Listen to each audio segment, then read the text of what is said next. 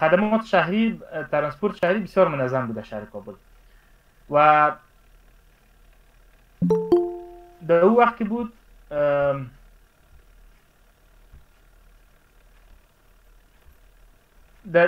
در سال 2015 تقریبا بیش از 50,000 در وقت در صفر، یعنی شهر به 0.7 میلیون نفر دیزاین شده بود و 50,000 موتر بود. در سال طی جنگ‌های داخلی که سال 1992 میشه، این تمام از سیستم‌های شهری به شکل مکمل تخریب میشه و کابل بدون یک سیستم ترانسپورتی میمونه.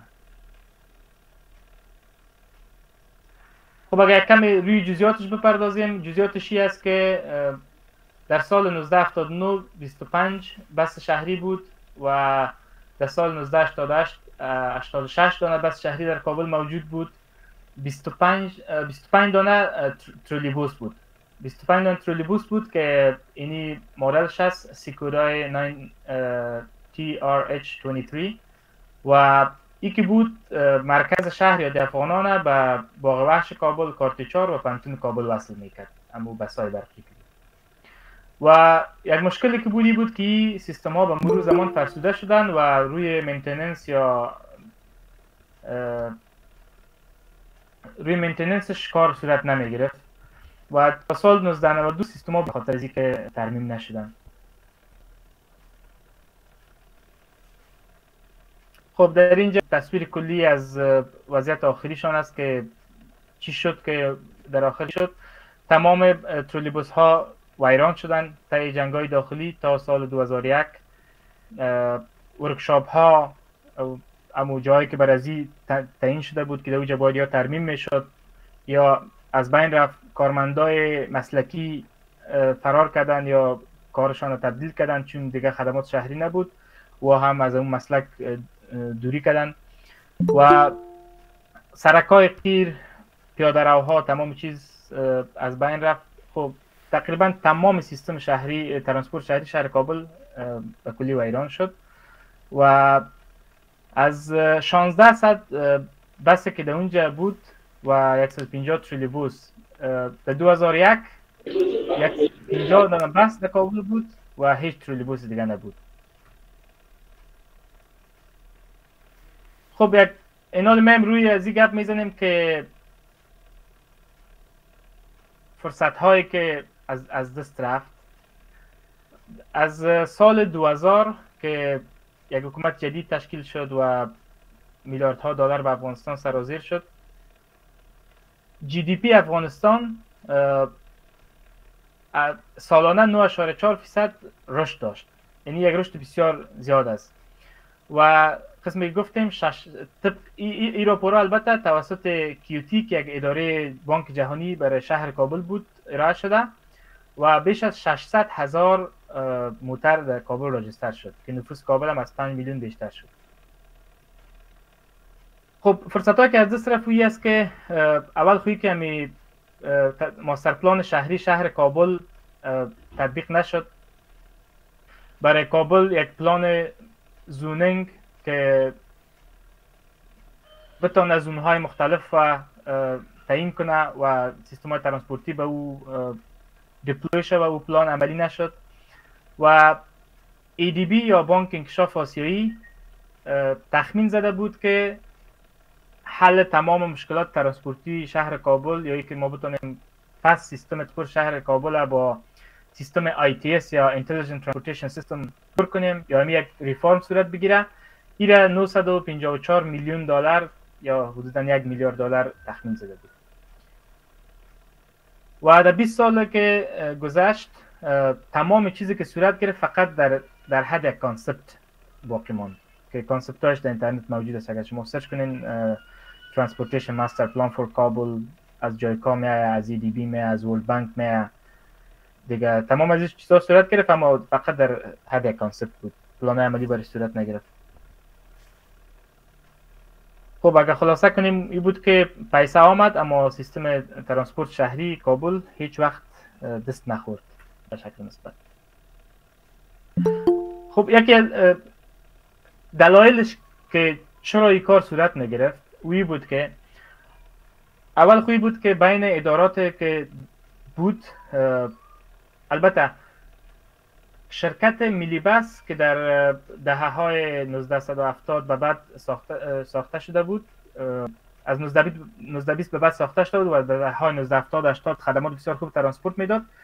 این یکی از مرکزی ترین ارگان های بود که مسئول ترانسپورت شهر کابل بود و چون وقت نفوس کم بود، میلی بس میتونست اکتفا بکنه تمام نیازهای ترانسپورت شهر کابل. اما با مرور زمان و با رشد نفوس در کل جهان، نه تنها در افغانستان، امی سیستم اداره ترانسپورت شهری به کلی تبدیل شد. اگر ما ببینیم در هر کشور دنیا یک اداره مستقل وجود داره که Central Metropolitan Transit Authority برش میگن،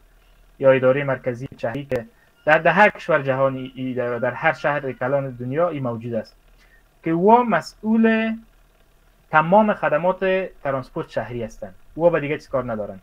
در قسمت حتی بعضی از اداره هستند که بسیار مستقل هستند، مثلا خودشان میتونن زیربنا بسازند، خودشان میتونن زیربنا رو تخریب بکنن، زیربنا رو تغییر بدن، خودشان میتونن که خطوط مشخص بکنن، خودشان با کمک ترافیک امو شهر برای خدمات بس ها در ساعت های مزدحم که صبح و دیگر است بیخی سرکار بر از وا دیدیکیت میکنن، یعنی سرکار مختص بس ها میسازن و این امو ادارات است. در افغانستان سیستم چه رقم بود؟ اول خویی است که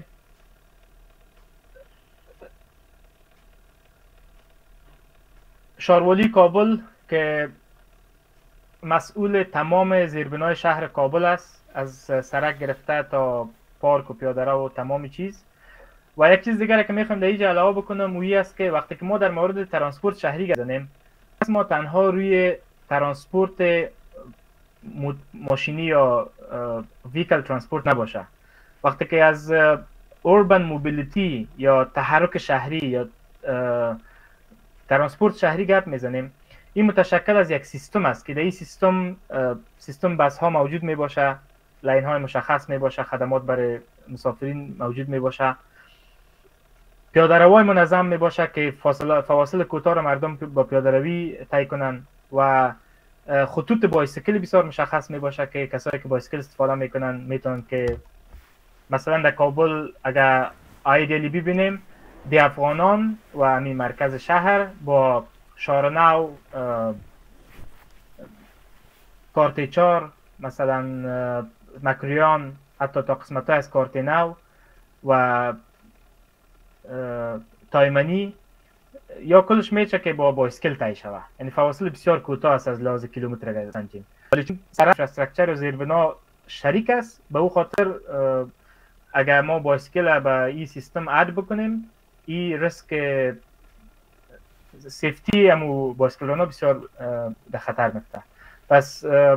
وقتی که پلان برای ترانسپورت شهری سنجیده میشه و رویش فکر میکنیم، تمامی موارد باید امرایش ذکر شود. در کابل گفتم کابل مسئول زیربنا است، ساخت‌ساز زیربنا، ترمیم و غیره. وزارت ترانسپورت و هوانوردی که اداره ملی بس تحت از او وزارت است که ایدیالی اداره می باید یگانه اداره می بود که سیستم ترانسپورتی شهر کابل اداره میکنه. اما در اینجا مشکلی شد که سیستم شهری یا ترانسپورت یا موترها از طرف اداره ملی بس به شهر تزریق میشد و این طرف زیربنا توسط شاروالی اداره میشد و بین از دو ارگان هیچ وقت کوردینیشن نبوده. من خودم تجربه دارم در از سال 2016 تا 2019 که ما در شاروالی کابل کار میکردیم، وقتی که بحث روی یک ساختار میشد، وقتی که بحث روی یک تغییر میشد، ما با مسئله کوچک مثل انتقال ایستگاه از کنج وزارت معارف به کم پیشتر به مخالفت شدید مثلا وزارت ترانسپورت مواجه میشدیم و او دلایل خود داشتن، دلایلی که بر اساس تحقیقی یا اساس علمی نداشت، فقط مسائل احساسی بود که مثلا باران باشه، یک نفر با زن و بچه چطور تو بره و غیره و غیره که امی خود امی ولی روی راه حل کار نمیشد و به مخاطر اکثر چیزای بسیار خورده که میتونست یک کم نفس راحت به